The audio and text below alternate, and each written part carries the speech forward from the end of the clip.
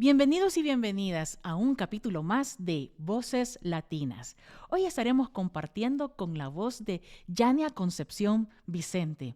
Ella es psicóloga, terapeuta y educadora sexual. Sexualidad. ¿Cómo vamos a hablar de eso? Las mujeres y las mujeres migrantes. Pues sí.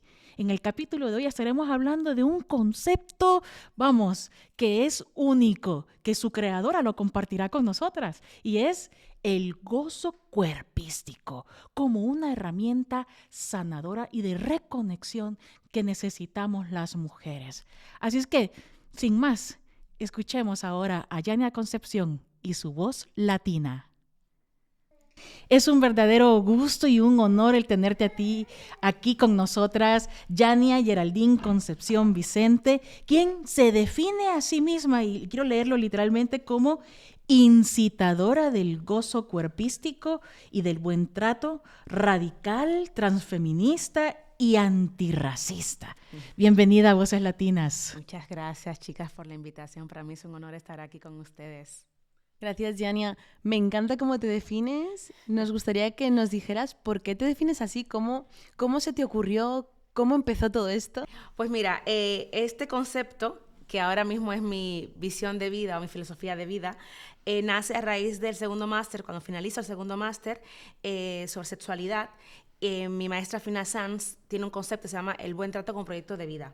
Entonces lo que hice fue transformar ese concepto de buen trato, o sea, lo que ella nombra en este libro, en el gozo cuerpístico, que es cómo necesitamos el gozo para transitar el trauma, para transitar el dolor. Entonces, Fina Sanz lo que hace es decir que el buen trato con proyecto de vida lo que nos ayuda es a transitar esos episodios de dolor, de dificultad. Entonces, debemos bien tratarnos. Entonces dije, bueno, pues en vez de copiar el buen trato, pues vamos a poner el gozo cuerpístico. Entonces, a partir de ahí nace como filosofía de vida y también como proyecto profesional el crear la gozoterapia también. Es como, vamos a trabajar el gozo como parte de una herramienta que lo tenemos ahí para sanar. Entonces así nace el gozo cuerpístico y así es mi marca. Debí de haberlo Soy patentado incitadora. ya el concepto. Sí. Marca registrada. Está. Pero vámonos al origen de la marca patentada de Yania Concepción. Cuéntanos esos orígenes allá en la bella República Dominicana, tu infancia. Sé que has estudiado también allá en República Dominicana. Cuéntanos de ti, de tu origen. Ay, mi dominicana, mi isla bella. Pues mira, soy de origen dominicano. Soy la segunda hija y la única mujer de 3 hermanos. Tengo un hermano mayor y un hermano menor. Mi madre y mi padre también ahora mismo se encuentran en Dominicana, pues todos los hijos hemos inmigrado. Estudié en República Dominicana psicología.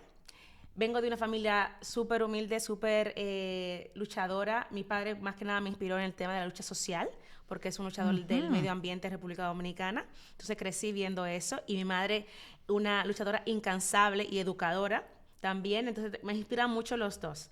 Para mí son mis referentes en cuanto a lo que tiene que ver con la parte comunitaria. Y yo sabía desde muy joven que quería ser psicóloga. O sea, me preguntaban en el colegio, siendo adolescente, Sí. ¿y tú qué quieres estudiar? Yo, quiero estudiar psicología. Wow. Y siempre sé por qué. Es como, yo decía como la frase típica de ayudar a las personas, pero luego la transformé cuando yo estudié. Sino más que nada acompañar los procesos. Y siempre lo supe. Y era como muy curiosa, era muy extrovertida, lo sigo siendo, e intensa. Entonces, sí, soy del norte de República Dominicana, de La Vega, un pueblito con montañas, o sea, soy de ríos, de montañas, de olor a tierra y a café, productor de cacao también y de café. Y para mí, a raíz de estudiar allí y hacer un máster en psicología forense, o sea, yo estudié para la fiscalía durante 2 años en tema de violencia de género y abuso sexual. Y a partir de ese trabajo, que fue muy duro, la verdad, decidí que lo mío era, porque trabajaba como perito, decidí que lo mío era más el acompañamiento terapéutico y dije, me quiero ir a hacer un máster de terapia. Y siempre quería como comerme el mundo y quería salir de Dominicana, quería ver otros mundos y saber qué hay más allá de la isla. Y así fue que inició este proceso de migración a España Y recuerdo mi tierra como eso, mi lugar es mi casa. O sea, si me hablas de cuál es tu casa, yo hablo de Dominicana. Y es mi volver a tierra, volver a la raíz, es mi espacio de calma cuando recuerdo a Dominicana. ¿Con cuántos años fue que emprendiste esa aventura? 24 años. Con 24 años vine para acá. Ya llevo 11 años en Madrid. En septiembre cumplí 11 años. Se dice rápido, ¿eh? Y la verdad era con esa curiosidad y con esa hambre, como hambre de conocer, hambre de explorarme y también, más que nada de conocer el mundo, conocerme a mí. Porque digo que el proceso de migración ha transformado la Yania con la que soy hoy, a la Yania que salió de Dominicana con 24 añitos. Y es bonito también saberme que mi red todavía se mantiene en Dominicana. Entonces es lindo que voy todos los años a Dominicana porque si no voy todos los años me enfermo.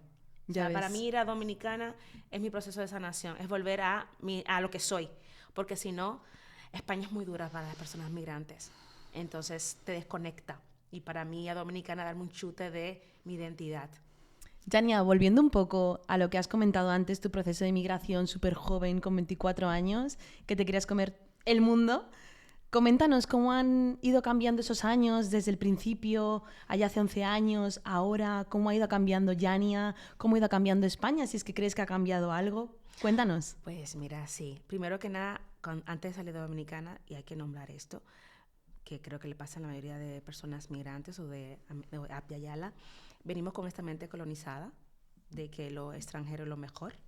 Y yo era una de esas también, tengo que nombrarlo.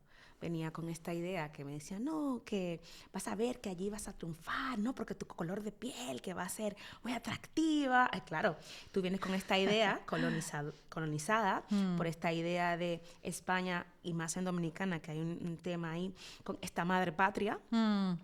Y llegué con 24 años con esta idea. O sea, si me vieron Yania de antes, ahora soy Yania Concepción Vicente, la psicóloga forense. Súper estereotipada en ese sentido de lo que tiene que ser una mujer perfecta y excelente.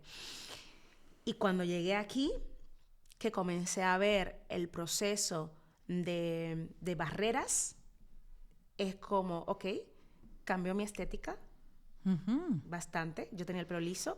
Ya me había comenzado en Dominicana a ser bien cañera con el pelo liso porque me fui a Brasil a estudiar y ahí vi lo que el tema de la negritud y dije, no, me voy a lasear más el pelo. Llegué a Dominicana, fue un temón para mi trabajo porque me decían, tengo que lasearme el pelo. O sea, me mandaron una carta a la fiscalía diciéndome que tenía que lasearme el pelo porque no era profesional. Y ese fue mi primer, como dice, que mi cabello no me interfiere como perito, así que no me lo voy a lasear. No. Éramos yo y otra compañera. Y ahí fue como empecé a identificar el tema raza, clase y género.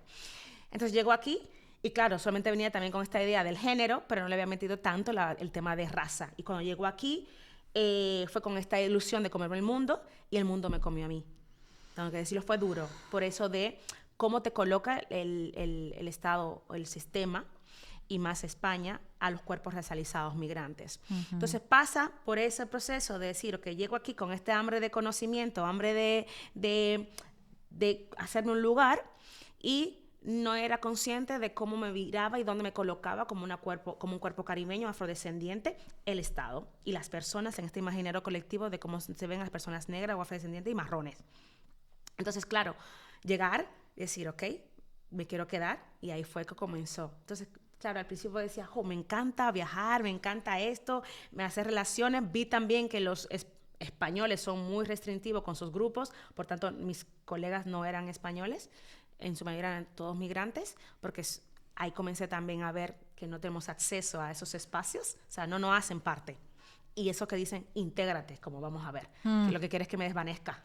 Es que también la gente de aquí se tiene que integrar. Exactamente, pero no. Entonces, claro, todo ese proceso de salir con 24 años, con esta mentalidad de que es mejor España y todo esto, fue un golpe muy duro cuando llegué aquí y comencé a ver todas estas barreras raciales y de clase y de género. Entonces, así fue que empezó también mi momento de decir, hay que hacer un cambio, hay que ser transgresora de esto. Entonces, agradezco también esta migración porque cambió esta parte de dónde estoy hoy, cómo me coloco, cómo me nombro, cómo me identifico, a la Yania que antes era, que era esta del Black Excellence, ser excelente, ser una niña perfecta y no romper normas en cierta forma, aunque sí lo hacía en Dominicana, porque el tema de raza no es como se vive aquí. Entonces, claro, ahora puedo decir que sí, agradezco a este proceso de verme y nombrarme desde ese lugar. O sea, y es interesante porque si una de las primeras, de los primeros países que ha migrado a España desde la década de los 80 ha sido precisamente las mujeres dominicanas.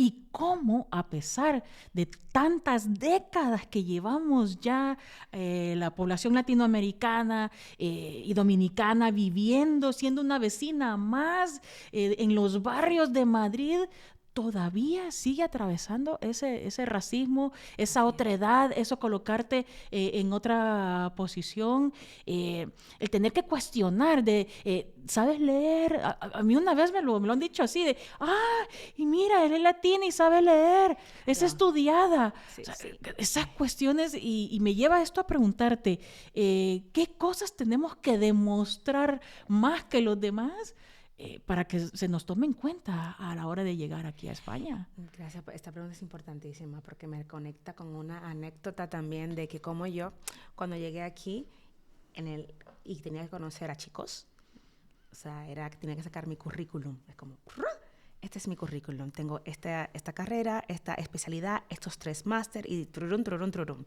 para que no se me viera como en este imaginario colectivo migrante que busca papeles o trabajadora sexual que quiere todos estos estereotipos y prejuicios que hay en torno a las personas, a las mujeres migrantes. Entonces, claro, es esto de, para poder encajar tienes que ser, como dije anteriormente, excelente. O sea, es ahí. Te pido que si eres profesional, tienes que ser la mejor, porque tienes que probar que tú que vienes de Abya Yala, tienes los conocimientos para entrar, tener acceso a estos espacios que hemos creado nosotros. Y claro, los españoles no dan acceso a migrantes, porque es como, que me acuerdo de una frase de un colega que dijo, que su jefe le dijo, claro, un colonizador nunca va a permitir que un colonizado llegue a su nivel. Madre mía. ¿Vale? Es como en esta idea de nosotros que hemos colonizado esas tierras, ¿cómo no vamos a poner al mismo nivel? O sea, cómo va a tenerse el espacio de poder. Entonces, por eso hay una exigencia de que, claro, las personas que llegan es porque son mega excelentes. Y eso ya es también racismo, porque es una exigencia constante y que se nos inyecta y nosotros nunca somos suficientes, nunca seremos suficientes. Y eso es el trauma racial también ahí. Total. Que tú tienes que creerte constantemente, nombrarte tengo que ser mejor, porque claro, este engaño de la meritocracia también entra ahí. Si tú quieres, tú puedes. No, amor, hay muchas barreras que están limitándome para yo llegar ahí. Y por eso tengo que ir a la excelencia. Y por eso muchas veces en el antirracismo y en el afrofeminismo trabajamos en esto de derrocar este concepto de la meritocracia, de la productividad, de la parte de la excelencia, con que eres suficiente. Con que estés viva y vive, eres suficiente. Exacto. Y que ocupes un lugar es importante. Exacto. Justo me has recordado que cuando yo llegué a España, a los pequés, bueno, ahí me hicieron un examen para entrar a mi colegio. Y yo tenía 8 años. Y también, bueno, también pidieron los antecedentes penales. Anda, ¿ves tú? Sí, con notario, todo, pagando, tal. De una niña Sí, para poder venir. De Sí, 8 la reagrupación familiar, sí. Qué fuerte. Y los tengo ahí con certificado notarial. Y bueno, me hicieron un examen para entrar al cole en el que yo estuve. Y claro, era como, jolín, y mi familia súper estresada, mandándome a clases particulares para que yo alcanzase el nivel de España, porque se presuponía la idea colonial, ¿no? De que aquí en España hubiese un nivel mucho más alto que un niño de segundo de primaria de Perú, ¿no? Entonces, efectivamente, muchas veces la infancia emigrante, incluso la infancia que ha nacido ya aquí, que ya es española, y muchas mujeres, muchos hombres que vienen con currículums de la leche, están todo el tiempo autoexigiéndose con la dificultad que también genera en tu persona a nivel emocional, psicológico, toda la ansiedad que genera eso y todo el trauma, lo que tú comentabas, el trauma racial que genera en los coles, en los institutos, cuando haces la PAU, la selectividad, cuando ahora entras en la universidad, que efectivamente muchas veces entras en la uni y ves a cada vez menos gente racializada, y si ves gente racializada también hay un componente de clase, ¿no? De mucha gente que viene aquí simplemente a hacer el máster o la carrera, paga 5 veces más, que eso también es bastante cuestionable. Exactamente. Es muy cuestionable, y realmente la infancia migrante todo el tiempo es cuestión, y tienes que sacar unas notas excelentes, y todo el tiempo esas notas que además nuestros padres, sintiéndolo mucho, también asimilan eso, ¿no? Sí. Y nos exigen a los chavales que emigramos también unas notas de la leche, ser excelentes en todo. Y precisamente te queríamos preguntar también por esto, ¿no? Tú cuando estudiaste la carrera de educación, cuando decidiste centrarte, ¿no?, en esa parte de más educación sexual, de terapia sexual, del gozo, atravesar el trauma y demás, ¿cómo lo trabajas con las personas racializadas y sobre todo cómo lo trabajas con las mujeres? Muy bien. Bueno, como dije, primero estudié psicología forense y luego llegué aquí y dije, bueno, esto no es lo mío, quiero ser terapeuta. Y yo, como trabajaba en violencia de género, también no me encontraba porque es que no sostengo mucho de tanto dolor, ¿vale? O sea, sostener el dolor hay que estar ahí bien conectado, y yo veía que a mí me interfería. Entonces, cuando decidí estudiar relaciones humanas y sexualidad, ahí me di cuenta que se podía transformar la forma de acompañar el tema de la sexualidad. Entonces, cuando trabajo con personas racializadas, trabajo desde una perspectiva somática, es decir, sabemos que hay traumas transgeneracionales, que hay una memoria, que hay traumas raciales, o sea, cómo transgredir esto, o sea, cómo pasar, o sea, están ahí, pero no somos el trauma. ¿Vale? Es importante esto, porque si no nos quedamos enganchados. Entonces, ¿cómo poder vernos como merecedores de ese espacio de sanación, de gozo, de disfrute? Que ancestralmente, nuestra gente tenía muchas formas de explorar esto, con la tierra, en el cultivo, con la cocina, con el baile, con el canto, con la oralidad. Entonces, eso ya son herramientas que están ahí, gratuitas, ¿vale? Entonces, lo que yo hago es recordarle, porque ya está en la sabiduría de nuestro cuerpo toda esa memoria, vamos a reconectar con eso que ya sabes, con eso que ya tienes, para que puedan acompañarte en los momentos de más dolor. Y cuando hablamos de mujeres cis, entonces ¿cómo trabajamos ahí esto de la sexualidad? ¿Cómo se nos ha educado a nosotras el tema del cuerpo? Es tan difícil para las mujeres migrantes el conectar con nuestra sexualidad, el hablar de ello. ¿Por qué?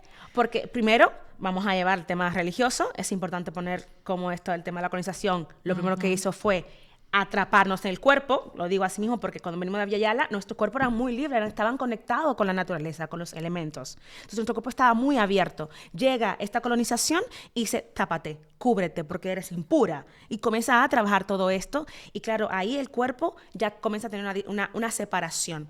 Y luego que hay mucho dolor. No se asocia en nuestras memorias la sexualidad con el placer, con el deseo, sino como una forma reproductiva.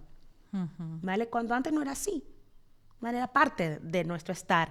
Entonces, cuando tú asocias la sexualidad con algo de no placer, de obligación, de hay que hacerlo porque toca, y por qué el patriarcado en esta educación de tengo que estar disponible para reproducir y para este hombre cis-hetero que quiere desahogarse en este cuerpo, claro, tú lo que conectas es con la sexualidad como un rechazo, es algo obligatorio. Entonces, lo que estamos trabajando es a que podamos ver también la sexualidad más allá del coito, que el coito es delicioso, claro que sí, pero si no sacamos la sexualidad de la cama, difícilmente vamos a poder llevar el disfrute a la cama.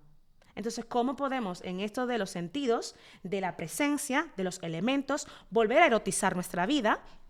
De que si yo digo, ay, me encantaría cocinarme una comida dominicana que me encanta, que es un sancocho bien rico. Y si ya yo estoy deseando, o sea, mi fantasía ya está viendo los ingredientes, ya está viendo el olorcito, ya eso es erotismo, porque yo estoy creando con los elementos. Eso es lo que hacemos en el trabajo con las personas con las que acuden a mis talleres y demás, o a terapia, es esto, volver a conectar con lo básico, con el día a día, que a ti te genera deseo, esa imaginación, y sacar el deseo de lo erótico, porque cuando conectamos el deseo directamente con lo erótico hay un bloqueo, porque hay una memoria de dolor. Entonces, partiendo de eso, el gozo desde el día a día, para luego poder atravesar este dolor o este miedo, todas estas memorias de displacer en la sexualidad y volver a recuperar y hacer esa soberanía sexual que merecemos. Y este estereotipo de que las mujeres latinas somos mujeres calientes, ¿cómo influye también en esto? Porque creo que es importante que, sabiendo cómo nos ven nosotros, y le digo los, sobre todo hombres, Sí, hombres, sí. y también quiero incluir a las mujeres blancas, Exactamente, por favor. que también Sí, nos hombres y ven mujeres, algunas sí. así, y algunas dicen, no quiero una latinoamericana porque me va a quitar el marido. Efectivamente. ¿Cómo influye todo esto? Y lo quiero también incluir en todos los vínculos sexoafectivos, ¿vale? Heterosexuales, con personas del colectivo, ¿vale? Cuando una persona racializada se vincula con una persona blanca que no tiene cuestionada el tema del racismo y la colonialidad, esa fetichización racial está y entra como primera parte, porque cómo yo estoy deseando ese cuerpo, de dónde viene mi imaginario a ese cuerpo, cómo me acerco a ese cuerpo, eso es lo primero. Y claro, cuando tenemos en este imaginario colectivo, hablando de mujeres de Abya o del Caribe, es caliente, ¿vale? Eso es lo primero, porque claro, eso está en la historia. O sea, está en los libros, no es que no estamos inventando, se va reproduciendo. Entonces, claro, cuando llegamos ahí, eso influye a nivel emocional y mental, porque tú, lo primero que te preguntas, y lo hago de manera personal también, cuando me involucraba con personas blancas, cuando llegué aquí, que fue lo peor que me pudo pasar, y lo digo claramente y no me callo, porque es ahí donde utilizaban tu cuerpo como ese desahogo. Y claro, tú siempre preguntas, ¿está conmigo porque realmente quiere estar conmigo o porque tiene una fantasía sexual conmigo? Porque no soy para presentar a los demás, soy para la clandestinidad. Los cuerpos, situándolo en cuerpos afro, soy para el sexo, pero no para presentarte a mis amistades. Las mujeres de Abya, que son sumisas, que son tan cariñosas, o sea, todos esos estereotipos están ahí y es como, quiere tus papeles, porque está atrás de tu dinero. Ay, que son tan sumisas, ay, son tan cariñosas. Claro, está ahí, ¿vale? Y eso te condiciona en que te avergüenzas, en que tienes dudas, inseguridades, te cuestionas, ¿será que yo? Siempre es eso, ¿será que yo? Y nunca es poniendo la mirada a la otra persona. Y claro, esto, sí, continuamente va pasando, ya llega un momento que tú dices, no me siento segura, voy a dudar, y es, bueno, me adapto, me asimilo. Y tu Quiero gozo ser la y tu migrante disfrute se queda a un lado, lado. tu soberanía en tu propio cuerpo, tu propia Desaparece. agencia desaparece, Claro. ya no disfrutas, no encuentras el placer. ¿no? O por sobrevivencia y protección, pues asumo ese estereotipo y voy a demostrarte que sí, que soy esa mujer y te lo voy a hacer lo mejor posible. Cueste lo que cueste. Exactamente. Que es una forma también de sobrevivencia, lo digo, ¿vale?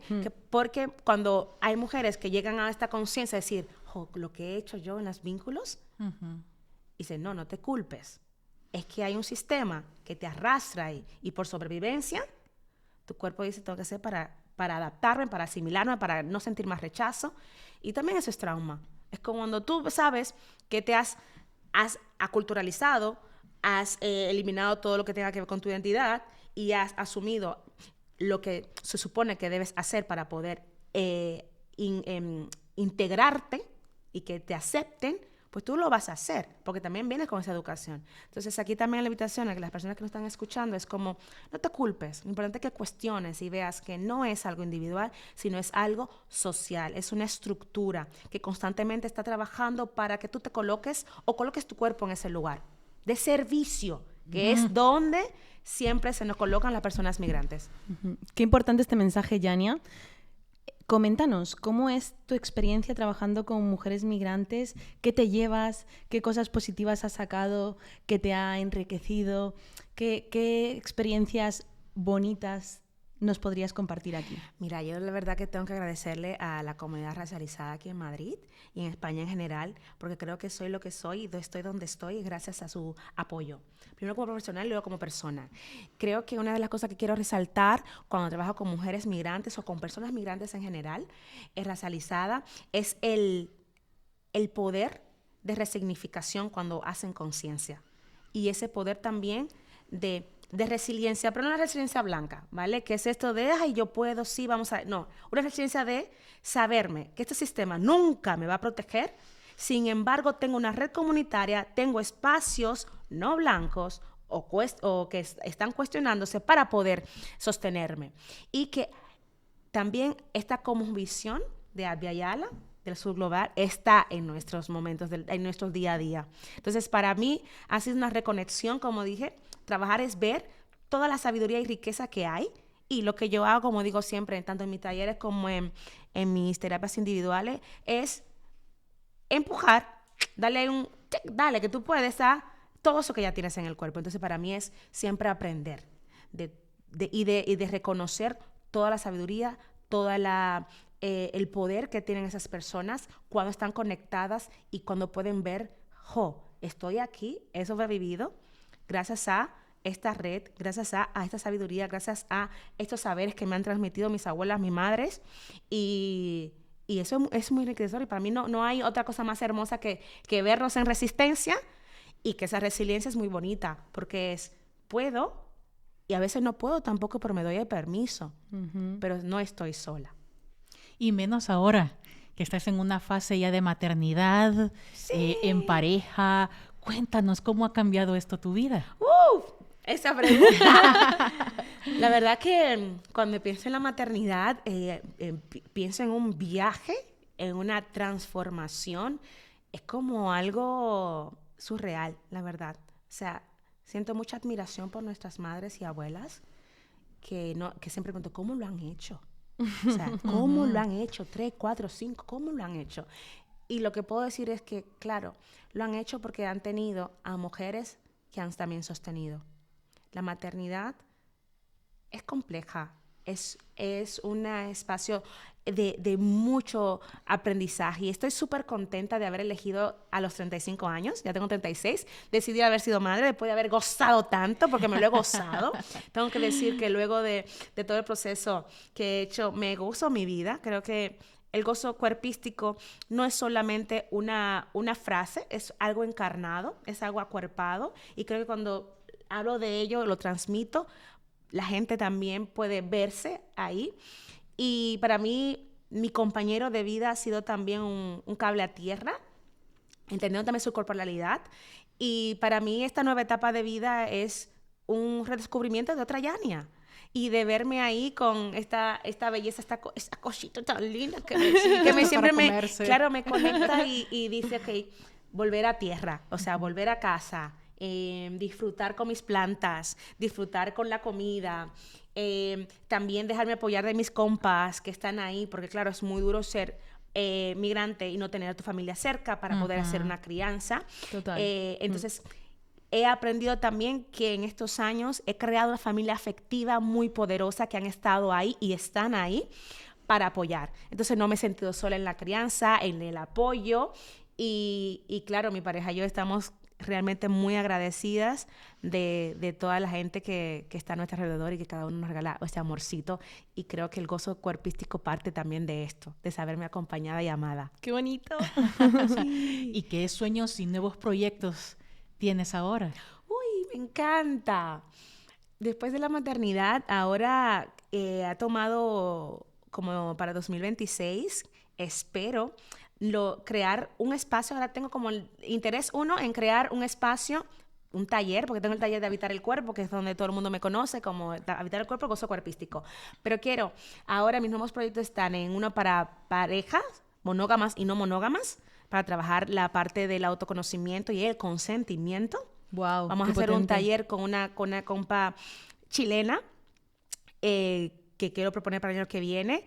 También haré un taller con 2 compas, una chica venezolana y otra mexicana, que se llama La Milpa, que es como esta, no sé si saben, como la creación de la milpa, que son como 3 plantas que se entrelazan en sí y crecen. Entonces vamos a hacer un taller de creatividad, planta y emociones.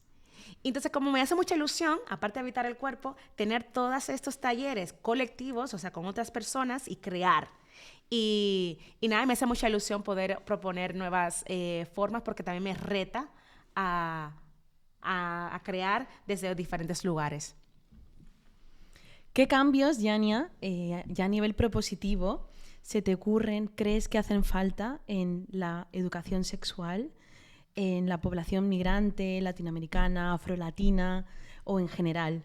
Bueno, creo que, primero, una educación sexual integral, y cuando hablo de educación sexual integral, hablo de consentimiento, cuerpo, sabernos desde dónde viene esta educación con la que hemos crecido. Creo que falta crear espacios de conversación donde podamos compartir sentires, emociones de cómo hemos aprendido a relacionarnos con el cuerpo.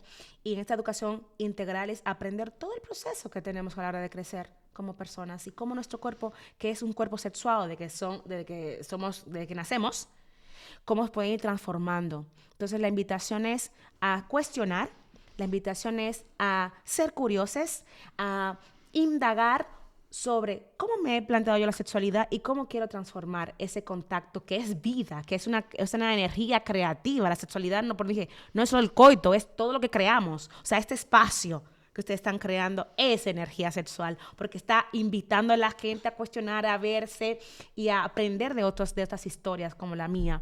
Entonces, eso, cuestionar, indagar y hacer espacios colectivos donde podamos vulnerabilizarnos con estos temas. Te queríamos preguntar, ¿qué mensaje te gustaría transmitir a las mujeres en relación con este gozo cuerpístico? Que merecemos gozarnos, merecemos disfrutarnos, merecemos habitar el placer desde esa soberanía sexual, desde esa autonomía, y hay espacio, hay formas de llegar a ella, que no nos conformemos con el sufrimiento o cómo nos ve esta sociedad de colocarnos como personas silentes, que no podamos hablar. Esa es mi invitación, a creernos que es posible, y si en un momento dado no podemos hacerlo solas, busquemos apoyo. No necesariamente tiene que ser en terapia, porque sé que a veces los recursos no están, pero son las mujeres que nos inspiran en nuestros espacios colectivos o comunitarios. Y cuando hablo colectivo o comunitario, no hablo de un grupo grande. Si tienes 3 o 4 mujeres con quien te reúnen, hablen, desahóguense, chismen, hablen del disfrute, cocinen. Reivindiquemos el chisme. Claro, disfrute, cocinen, tómanse su traguito si les gusta, lo que sea. Eso. Vayan a lo simple, a lo sencillo, a lo ordinario, que siempre nos invitan ahí a lo extraordinario. No, lo que está ahí que nos hace conectarnos con la vida, que sí se puede.